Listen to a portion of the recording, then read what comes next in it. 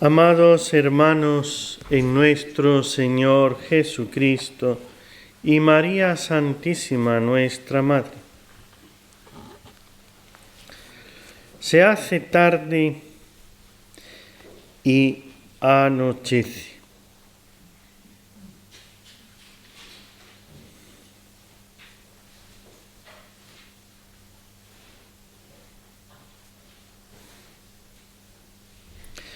Así es el título del último libro del cardenal Robert Sarah, que comienza con estas palabras: por desgracia, Judas Iscariote. La figura de Judas. Un traidor es alguien que jura y miente. Los cristianos están desorientados. Hay quienes ya no saben qué creer. Sacerdotes descorazonados y heridos. La Iglesia vive una noche oscura. Está envuelta y cegada por el misterio de la iniquidad.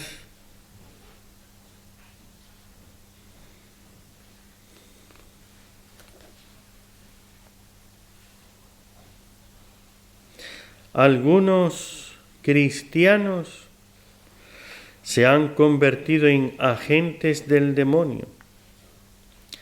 La Iglesia vive, al igual que Jesús, el misterio de la flagelación. Su cuerpo está desgarrado. ¿A quién culpar de los golpes?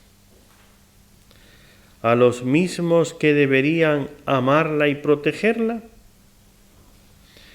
El misterio de Judas se cierne sobre nuestro tiempo. Los muros de la Iglesia rezuman el misterio de la traición. Pero hay que tener el coraje de enfrentarse cara a cara a nuestro pecado. Esa traición la han forjado y la han causado muchos otros pecados menos visibles, más sutiles pero igual de penetrantes. Llevamos mucho tiempo viviendo el misterio de Judas. Ese misterio de Judas, nunca podremos llegar a entender cómo es posible que viviendo con Jesús, que viendo los milagros, resucitar un muerto, que hablarle de que yo soy la verdad y la vida, demostrárselo conociendo el interior de las personas, haciendo, como digo, toda clase de milagros, de orden el dominio sobre la naturaleza, en las personas, la curación de todas las enfermedades, sobre la muerte, resucitando muertos, sobre el temporal, y que Judas todavía pierda la fe en Jesús. Ese sí que es un misterio, ¿ve?, que jamás podremos llegar a entender. Una aproximación, una valoración, un examen de este misterio siempre lo podemos hacer. Ese misterio de la traición de Judas. Por eso dice el cardenal Sarah: permitidme reflexionar con vosotros sobre la figura de Judas. Jesús llamó a Judas igual que al resto de los apóstoles. Jesús amaba a Judas, lo amaba. Si no, no lo hubiera llamado. Él amó. Lo envió a anunciar la buena nueva. Y no olviden esto. Cuando Jesús envió a los apóstoles de 2 en 2 y los envió a los sitios a preparar donde Él iba a ir después, los apóstoles llegaron a hacer milagros, curaciones y expulsar demonios. Hasta los demonios se nos sometían en tu nombre. Pero poco a poco el corazón de Judas, de ese corazón que fue generoso en un momento y se entregó, fue apoderándose la duda, sin dar señales de ello exteriormente, pero empezó a juzgar la enseñanza de Jesús. Se dijo: este Jesús es demasiado exigente, es poco eficaz, tendría ya que a estos quitarlos, hacer aquello. O sea, para Judas las cosas tendrían que suceder ya. Los tiempos de Dios, podríamos decir, esa es una expresión mía, acabaron con la paciencia de Judas. ¿No te pasará a ti, no me pasará a mí también lo mismo? Rezo por la conversión de un ser querido y que no suceda nada y ya empiezo como a decir, pero Dios, ¿me escucha o no? Empieza a acabar con mi paciencia los tiempos de Dios. Dios tiene sus tiempos. Yo pido por una gracia, por una curación, pido por un milagro, pido por una conversión, pido por un cambio en la situación, pero Dios tiene sus tiempos. Yo no soy el que le marca a Dios lo que tiene que hacer, cómo y cuándo. Él tiene sus tiempos.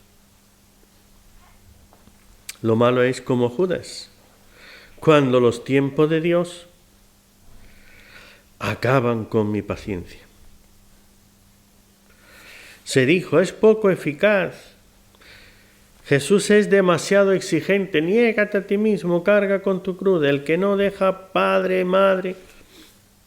Judas quiso traer al mundo el reino de Dios, pero inmediatamente, sin dilación, empleando medios humanos, conforme a sus propios planes. No obstante, él había escuchado a Jesús decir aquello del profeta Isaías: mis pensamientos no son vuestros pensamientos, vuestros caminos no son mis caminos. Pero Judas se alejó, dejó de escuchar a Cristo. A veces estamos junto a una persona, ¿ve? Y dejamos de escucharle. La persona habla, pero yo ya desconecto, yo ya no estoy en otra cosa. Déjame en paz. Dejó de acompañarlo en sus largas noches de silencio y oración. Se refugió en los asuntos del mundo. Ahí es cuando empezamos a desconectar de Dios.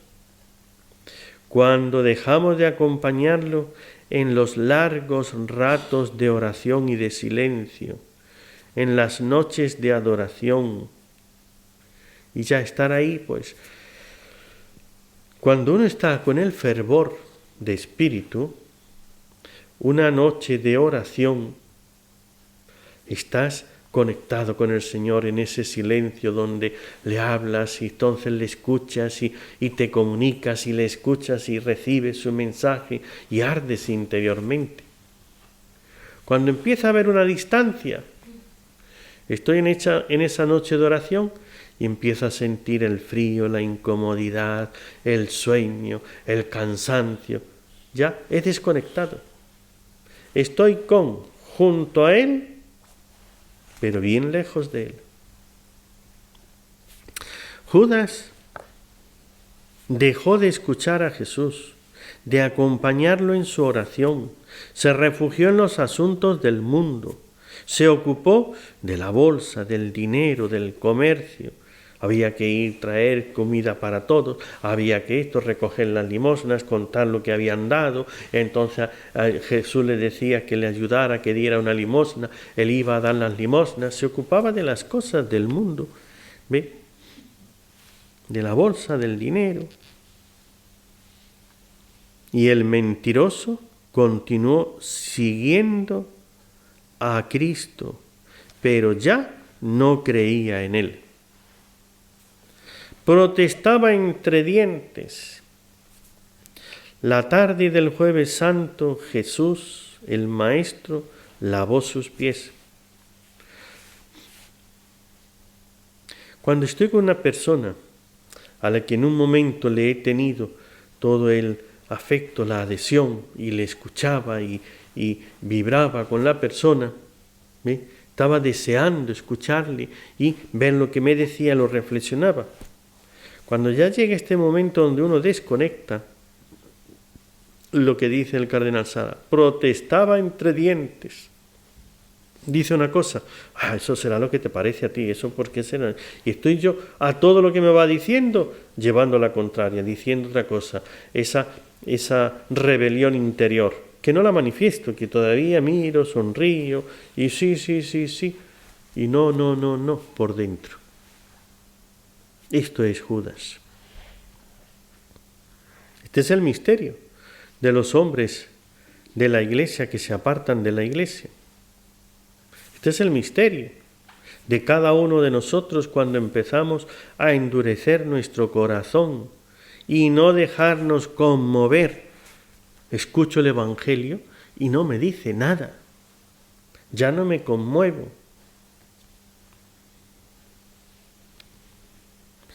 El Señor se arrodilló ante él como un humilde criado. Le lavó los pies a ese que Jesús sabía que iba a entregarlo. Jesús posó sobre él por última vez su mirada llena de ternura y de misericordia. Que no es Dios el que cambia,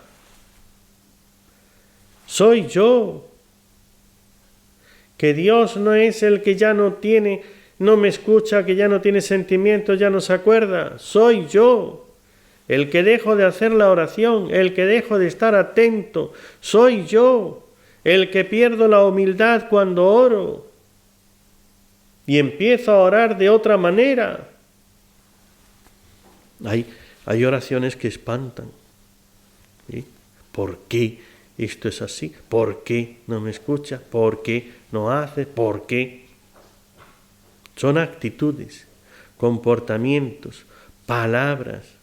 Es decir, una oración con fe o una oración con rebeldía, con amargura, con esas otras actitudes.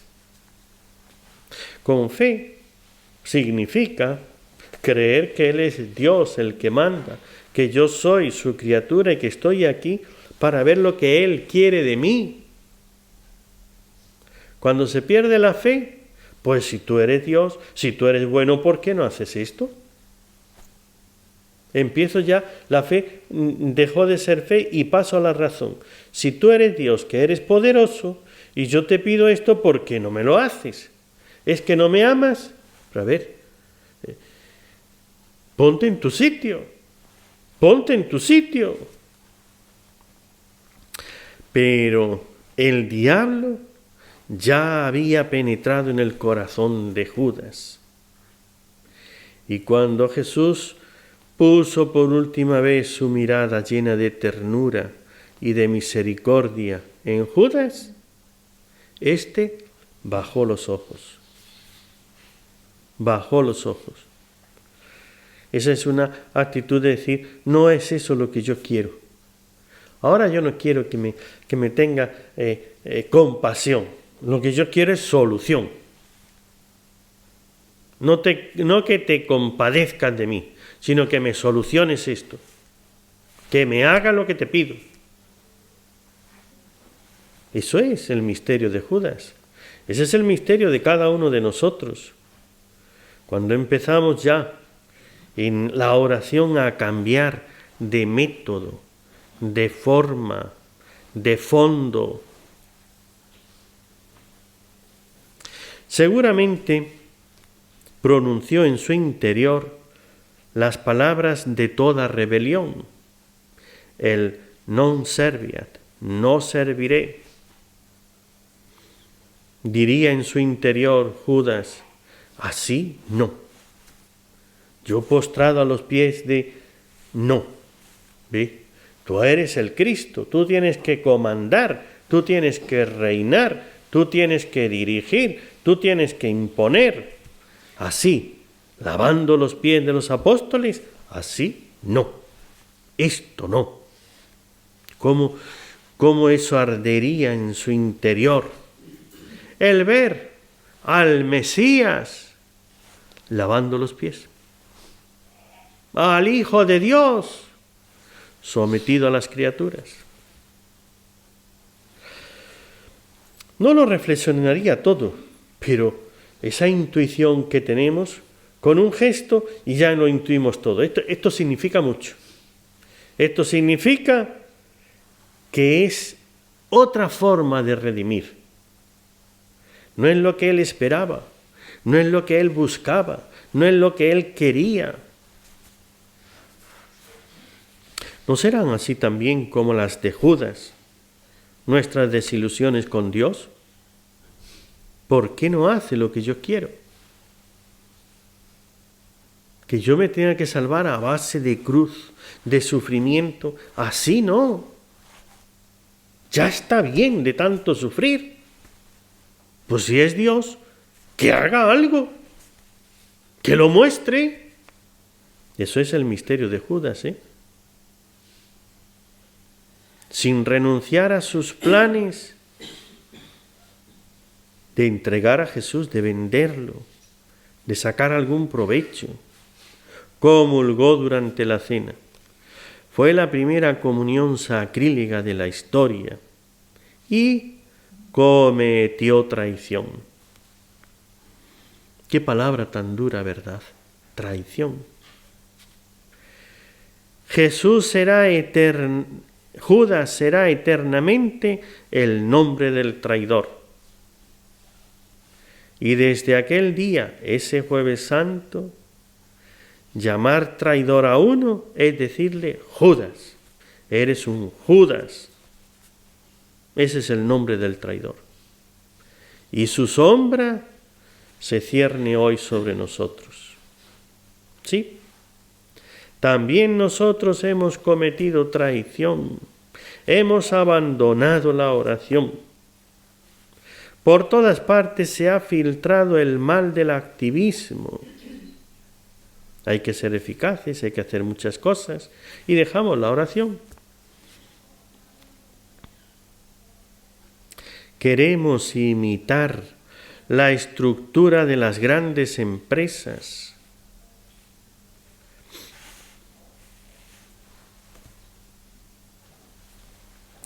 Olvidamos que únicamente la oración es la sangre que puede irrigar el corazón de la Iglesia.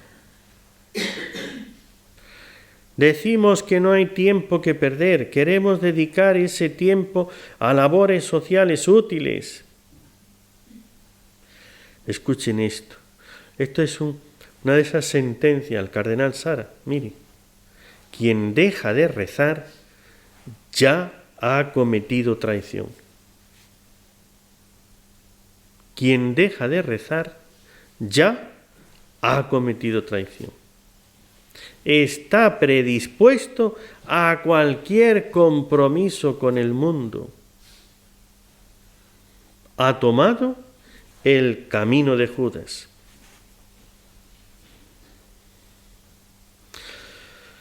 Aquí tienes. Esta es una radiografía, esto es un análisis. ¿Cómo está mi vida espiritual? Si dejamos de hacer oración, si entramos, tomamos el camino de Judas, nos permitimos cuestionarlo todo. Claro, cuando una persona ya no sigue los dictados de Dios, ya puede cuestionárselo todo. ¿Y esto por qué? ¿Y esto para qué? Esto no sé qué, esto no sé cuánto. Mejor sería de esta manera. ¿Por qué de así? Puede ser de otra forma. Y ya todo entra en cuestionamiento. Se pone en duda la doctrina católica, apelando a posturas supuestamente intelectuales. Los teólogos se dedican a demostrar los dogmas, vaciando la moral de su significado más hondo. El relativismo es la máscara de Judas, disfrazado de intelectual. Entonces, cuando uno ya empieza, es que todo es relativo, es que eso era en otros tiempos, pero hoy ya los tiempos han cambiado, eso es la máscara de Judas. ¿Ve? Con una máscara. Lo que es una máscara es ponerte una cara de otra cosa, de otra persona o con otro gesto. Es decir, vamos a darle intelectualidad, vamos a dar las razones que hoy ya no se puede hacer las cosas que antes, porque eso eran otros tiempos. Hoy ya vivimos, hoy ya esto no es pecado, hoy ya sí podemos hacer lo que antes era pecado, pero hoy ya no. Si todo el mundo lo hace, ¿ve? Todo el mundo convive sin casarse, porque va a ser pecado. El misterio de Judas se propaga. Por eso quiero decirles a todos los sacerdotes, a todos los cristianos, manteneos fuertes y firmes. Arrastran por el fango a la Iglesia católica. Más oración, más humildad.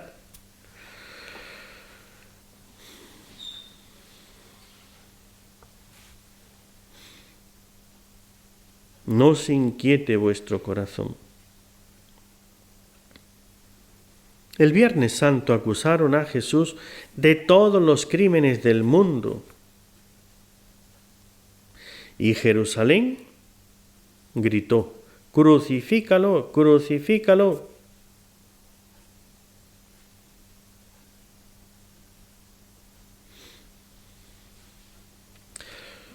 Los cristianos se estremecen y vacilan. Por eso, no dudéis, manteneos firmes en la doctrina, perseverad en la oración.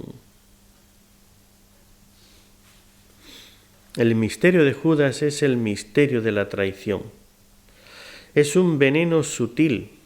El diablo intenta hacernos dudar de la Iglesia. Quiere que la veamos como una estructura humana en crisis. Pero la Iglesia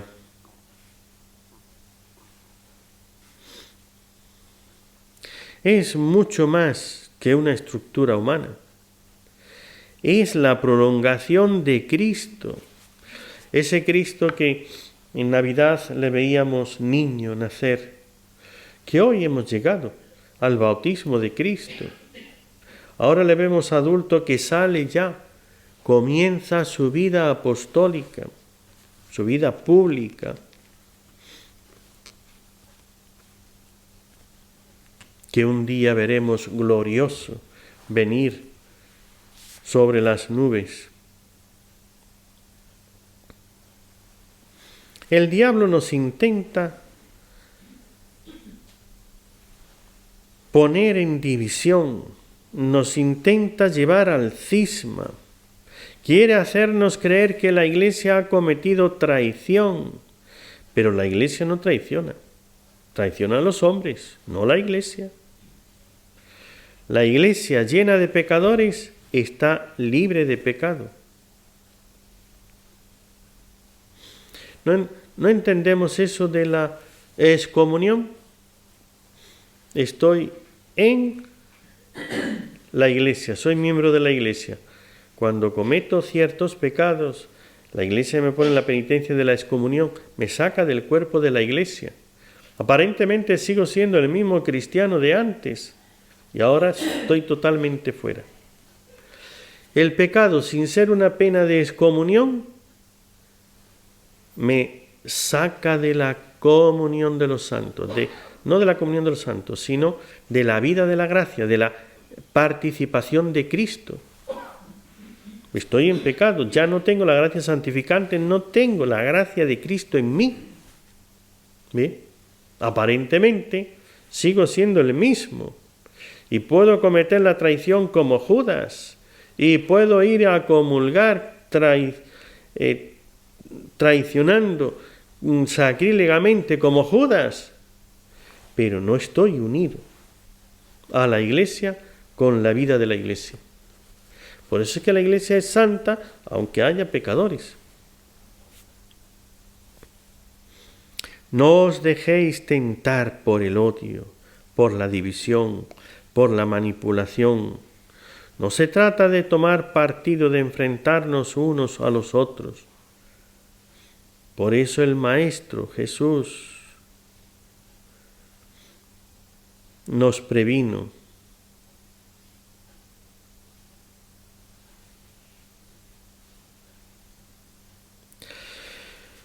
Así es, querido hermano, hoy tenemos que tomar un camino, no traicionar a Cristo. Y entre los grandes traidores, la primera persecución contra Cristo, como saben, fue Herodes. Otro de los nombres, ¿ven? Son esos nombres que ya han quedado para marcar ciertos pecados. Decir Judas, todo el mundo sabe lo que significa, traidor. Y decir Herodes, asesino de niños. ¿Quién era Herodes? Desde que nace Jesús, Jesús tiene adoradores y tiene perseguidores. Los adoradores, aquellas sencillas almas, rectas, desapasionadas, que buscan sinceramente la verdad, son esos pastores que les hablan los ángeles y sencillamente van a buscarle y le adoran. No piden señales, demuéstrame que realmente eres quien dices que eres Dios. ¿Sí? Los magos del Oriente que buscan al Salvador y hacen todo su viaje y van buscando para adorar al que no aparece más que como un niño. No tiene apariencias divinas. No se aparece ahí en el pesebre con unos rayos refulgentes, con un poder sobrenatural, rodeado de unos ángeles ¿ves? Y le adoran, creen, son almas sencillas, rectas, que buscan la verdad, buscan a Dios con toda el alma. ¿Y quiénes son los perseguidores? Almas dominadas por alguna pasión. Más que los hombres pudiéramos decir que es la pasión, porque entonces y ahora los perseguidores de Cristo o son hombres equivocados o son hombres apasionados. Judas, que vende a Jesús, es un hombre dominado por la pasión de la codicia. No dejes que las pasiones te dominen. Las pasiones ciegan, embrutecen, llevan por caminos torcidos y después se adueñan de uno, de la mente, de la voluntad, de las acciones, y uno hace lo que no quiere. En esos ataques de rabia, de ira, de cólera, uno hace cosas y está tratando de resistir, pero la pasión puede más, le domina. Hay que cortar las pasiones, dominarlas, someterlas al principio. Por eso es tan importante la oración, la penitencia, la conversión. Los escribas y fariseos que maquinan la muerte de Jesús eran hombres esclavos de todas las pasiones, la soberbia, la ambición, la envidia. Entonces, cuando Jesús fustiga tanto a los fariseos, son aquellos que están dominados por una serie de pasiones que ya no es una, son varias.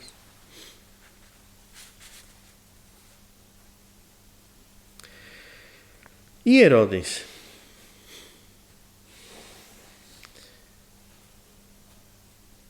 El hombre dominado por la ambición, el ejemplo más auténtico de los efectos que produce una pasión en el alma, lo tenemos en Herodes.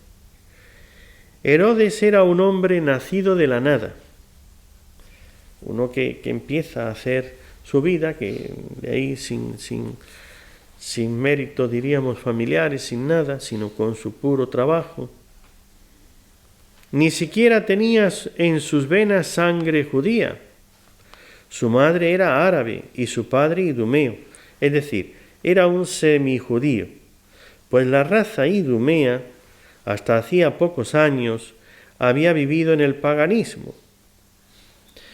Herodes, nacido de oscura familia, logra levantar su trono venciendo dificultades enormes, manejando el arma de la astucia y procurando el apoyo material del emperador romano. Bien sabía Herodes que muchas voluntades se compran con dinero. Aquel trono levantado con tantos esfuerzos e intrigas había que conservarlo a todo trance. La pasión no deja brotar en su alma los sentimientos religiosos. Así es, da igual la pasión que nos domine, da igual que nos dejemos llevar por lo que sea. Todas las pasiones tienen una cosa común: anulan la religiosidad. Todas. Unas más, otras menos. Unas es oposición directa, las otras es quita de en medio, no me interesa, me estorba, ¿sí? O me hace perder el tiempo. Pero todas anulan la religiosidad, la relación con Dios. Mi vida en cuanto fe, amor, práctica de la voluntad de Dios en mi vida. Herodes era un hombre escéptico, frío. Lo mismo entraba en el templo de Júpiter en Roma que en el templo del Señor en Jerusalén. Lo mismo le daba el templo del demonio que el templo de Dios. El caso es conseguir lo que él quería. Para halagar a los judíos y ganarse al pueblo para él, que no protestasen en contra de él para quitarle como rey, que lo aceptasen como rey, pero nombrado por el emperador de Roma, no por los judíos. No era de la familia de David, no era rey legítimo en Israel, era impuesto por los dominadores. Para ello, pues reconstruye totalmente el templo de Jerusalén, con una suntuosidad que hace de él uno de los más famosos edificios del Imperio Romano. Pero a la vez quiere halagar a los romanos. Y si ha hecho todo el templo poniendo cantidad de oro y unas bellezas allá para que los judíos estén contentos, pero también quiero que los romanos estén contentos. ¿Y cómo va a contentar a los romanos? Pues poniendo en el frontis, también reconstruye, pone templos paganos en honor de la diosa de Roma, del divino Augusto, en Samaria, en Cesarea y en otros lugares. Y Herodes pone en la entrada del templo el águila imperial. Una imagen de un águila de Roma en el templo de Jerusalén. Para los judíos eso es idolatría. O sea, es después de que has hecho todo bien, terminas con la idolatría. ¿Qué religión tenía Herodes? Pues ninguna. La que en cada momento sirviera mejor a su pasión de dominio, que era la pasión dominante sobre todas las demás. Tenía muchas pasiones, pero siempre hay una que destaca, que es como la reina de las demás pasiones. Eso nos pasa a nosotros, cada uno de nosotros tiene sus pasiones. Las pasiones no es algo que tú vas a poder quitar, porque eso es parte de la naturaleza.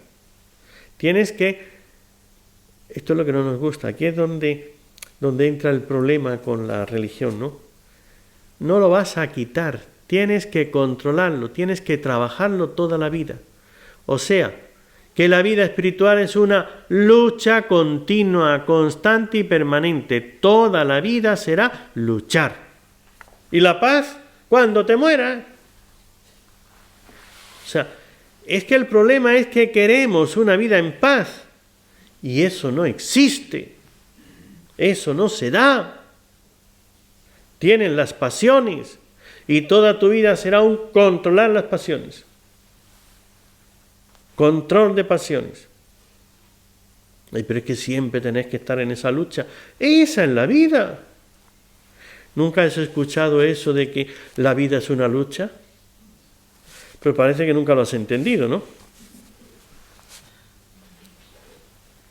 Pues la vida espiritual es una lucha.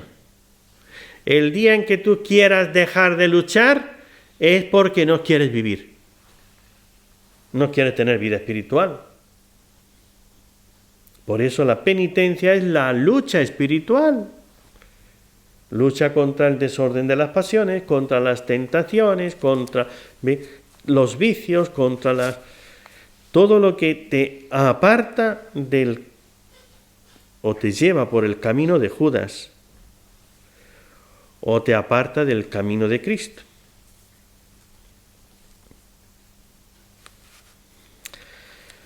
Pues así es. La gran pasión, pero entre todas las pasiones hay una que es la que domina más, que está sobre las otras, que las otras las pone a su servicio. Era la pasión del dominio, el ser el que gobierna, el que manda, la autoridad. Esta misma pasión le hizo cruel en tal extremo que no dudaba en decretar sentencia de muerte cuando sospechaba que pudiera existir algún peligro, aunque fuera remoto, de perder el reino. Para él, el trono era lo máximo que él tenía. Apenas si había una sospecha, no se molestaba en ver si era verdadero o falso, si aquello era un peligro o no lo era. Mandaba matar inmediatamente. No tenía en eso ningún escrúpulo, con tal de conservar el trono. Basta con que alguien acusara que aquel que estaba... cortarle la cabeza y después preguntar. ¿Ve? Primero corta la cabeza y después... Estaba obsesionado con la idea de las conjuras. Cualquier conjura que sospechase, que le indicasen, que él quisiera pensar o imaginarse, inmediatamente la ahogaba en sangre. Hasta tal punto que, sin exageraciones, se le puede considerar como uno de los hombres más sangrientos de la historia. Apenas conquista Jerusalén, con la ayuda de las legiones romanas, hace matar a 45 partidarios de su rival y muchos miembros del Sanedrín. A todo el que no estaba de acuerdo con él, chac, chac, chac, chac. ¿Ve?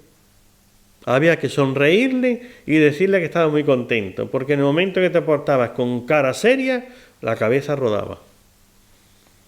2 años después manda ahogar en una piscina de Jericó a su cuñado Aristóbulo, al que hace poco había nombrado a él como sumo sacerdote. Él lo pone de sumo sacerdote y a los 2 años, o menos, a los 2 años después de que cortó todas estas cabezas, de que él tomó el cargo como rey, a su cuñado lo manda a ahogar. Al año siguiente decreta la muerte de su tío José, o sea, el cuñado, el tío, pero todavía falta, no se asuste. Esto es lo fácil, lo suave, aún viene lo fuerte. 5 años después cometió su delito más trágico. Por simples calumnias, ¿saben lo que es una calumnia? Es una mentira. Urdidas en la corte, hace matar a su esposa Mariam. Y escuchen bien esto, a la que amaba con locura. La amaba y la mandó a matar. Por una calumnia. A los pocos meses es su suegra, la madre de Mariam, la víctima de su pasión. 5 años más tarde, otro cuñado, Cosdóvar. El palacio de Herodes chorreaba sangre por todas partes. Aún no se había saciado su pasión. Mariam, su esposa querida, la que amaba con locura, le había dado 3 hijos, a quienes quería mucho. Aquí cuando un Herodes te quiere mucho, eso ya es para sufrir y temblar, ¿no? Porque si llegas a toser a su lado,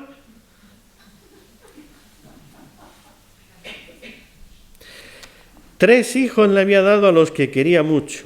A 2 de ellos, Alejandro y Aristóbulo, como los quería tanto, los mandó a la universidad de entonces, los mandó a Roma a que se formaran.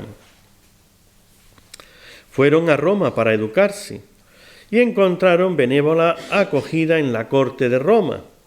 Es decir, cayeron bien, le gustó allí a los principales en Roma, el emperador, el César de Roma, se agradó con estos muchachos, le cayó bien cómo era, su forma de portarse, su inteligencia, sus cualidades, y le tomó cariño.